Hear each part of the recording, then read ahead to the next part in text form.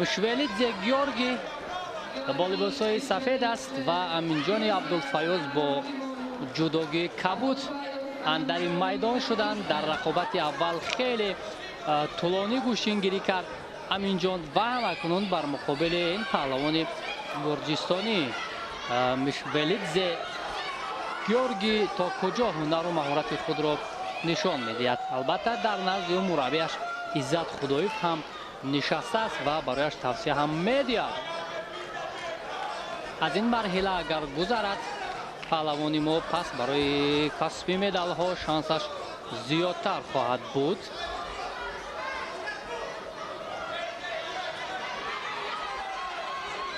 خیلی با احتیاط هر دو هم گوشتین میگیرند، کوشش میکنند که در حمله یکدیگر قرار نگیرند، اما باید امینجان اجازت ندهد که حریف از پشتی و از همون میان بندش مستحکم بدارد.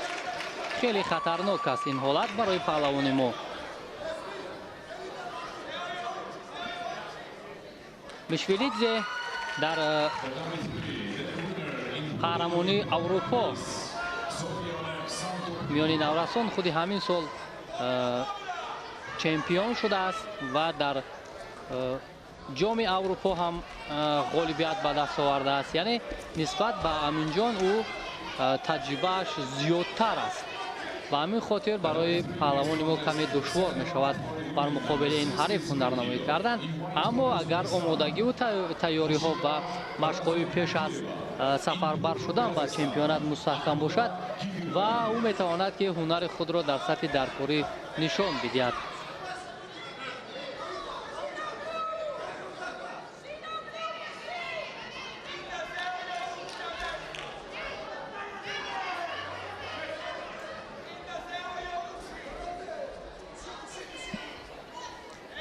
خوب امینجان باشد این اولین هنرنماییش در مسابقه چنین مسابقه بزرگ است و او همکنون در دور اول توانست که اثبات کند که او الکی برای چنین مسابقه ها آهسته آمادگی میگیرد و اینجا خیلی خطرناک بود برای پهلوانی ما. خوشبختانه در حال از این وضعیت خود را رها کرد.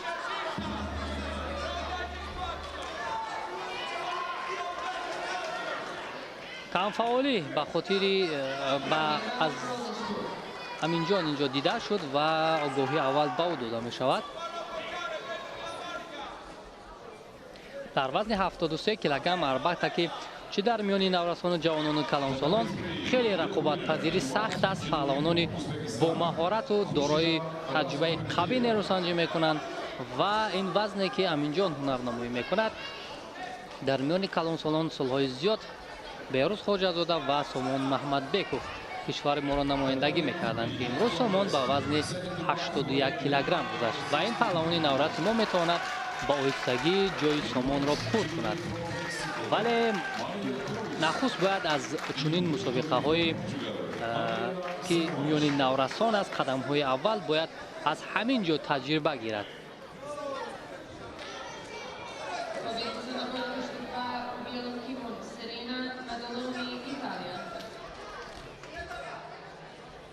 با مثل رقابت اول خود در دقیقه های نخست پهلوان ما هنرش خوبتر بود، چست و چالاکتر بود، ولی باز ببینید کمی روش گوشینگیریش دیگر می شود. اینجا باز یک حرکت گیورگی بود. مشولidze خوشبختانه این نوبت هم برایش امکان دست نداد که برای مقابل پهلوان ما اجرای اصول کند. باز اینجا کمفعالی دیده می شود در امینجان، اما باید روش گوشینگیریش را پهلوان ما دیگر کند. یک لحظه توجه کند برای اجرای اصول و می تواند که این پهلوان گرجستانی را اگر موقعیت خوب را اشغال کند از صدر روی خود بردارد. ولی چون گفتیم پهلوان گرجستانی قهرمان اروپا است، قهرمان جام اروپا است، به همین خاطر تجربه زیادتر دارد. اگر انا همین گونه پرتافتی که امینجان میخواست با بالای سرش حریف را پرتوید موفق میشد، خیلی خوب هم میشد. یادآور میشیم دوستان عزیز که در قهرمانی جهان میانی نورسان کشور ما را تنها همین پهلوان نمایندگی میکند.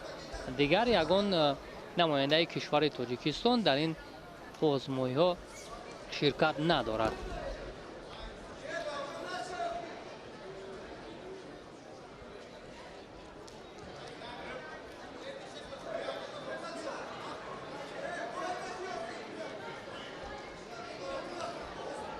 در آنجا صدای عزت خدایف هم بلند می شود که باید سراسیمه نشود. امین حرکت کند که اجرای اصول کند، وگرنه آگاهی سیوم برای او خیلی خطرناک است. بله، اونجا مربیش میگه گوشتین بگیر، خود را نشان ده.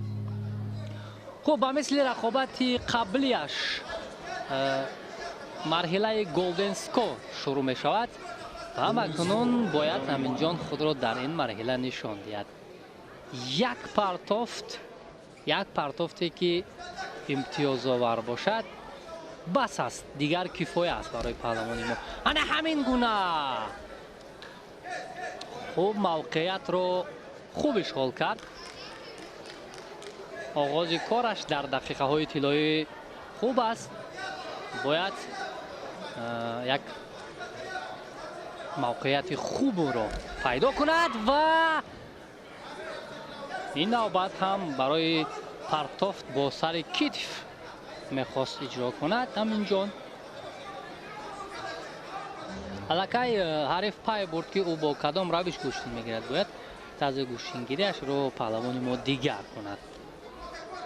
از این پهلوانی گرجستانی اگر گذرد متاسفانه نتوانست پهلوانی ما و در مرحله سیوم شکست میخورد که این البته خیلی جای متاسف است و اون میتوانست اگر اینجا نشان به دست بیارد خوب میشد. خب دوستان عزیز، ما بعد از یک لحظه توقف دوباره برمیگردیم.